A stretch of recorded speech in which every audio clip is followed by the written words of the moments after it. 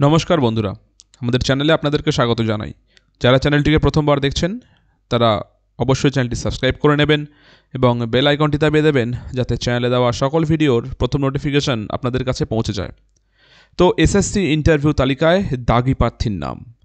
Supreme কোর্টের নির্দেশের পরেও কিভাবে পরীক্ষায় বসলেন দাগিরা, কীভাবেই বা তারা কোয়ালিফাই করে গেলেন ইন্টারভিউয়ের জন্য, প্রশ্ন তুলে আজকে মামলা দায়ের হয়েছে কলকাতা হাইকোর্টে।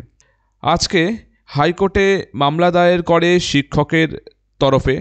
তো ইতিমধ্যে অভিযোগ উঠেছে পুরো নম্বর পেয়েও নতুন পরীক্ষার্থীদের অনেকে ইন্টারভিউয়ে ডাক পাননি, অথচ আংশিক শিক্ষক আবার অভিজ্ঞতা দেখিয়ে অতিরিক্ত 10 নম্বর পেয়ে গিয়েছেন। এ ধরনের নানাবিধ অনিয়মের অভিযোগ উঠল স্কুল সার্ভিস কমিশনের বিরুদ্ধে আজকে।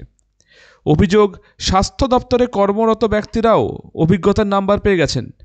এছাড়া মামলাকারী কেস স্টাডি তুলে প্রশ্ন করেছেন যে ব্যক্তির জন্ম 1997-তে তবু কী করে অভিজ্ঞতার জন্য 10 নম্বর পেলেন।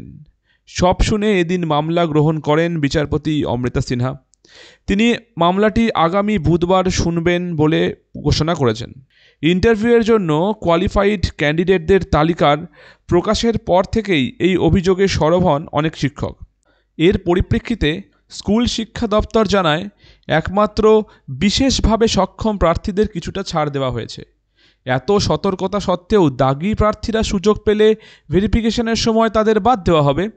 স্কুল সার্ভিস কমিশনের হাতে সেই ক্ষমতা সবসময়ই আছে। তো আগামী বুধবার এই যে দুটো পৃথক পৃথক কেসের মামলা পৃথক পৃথকভাবে শুনানি করবেন বিচারপতি অমৃতা সিনহা ম্যাডাম। এবার দেখার আগামী বুধবার কী ডিসিশন আসে ম্যামের পক্ষ থেকে। আজকের খবরটি এই পর্যন্তই। ধন্যবাদ।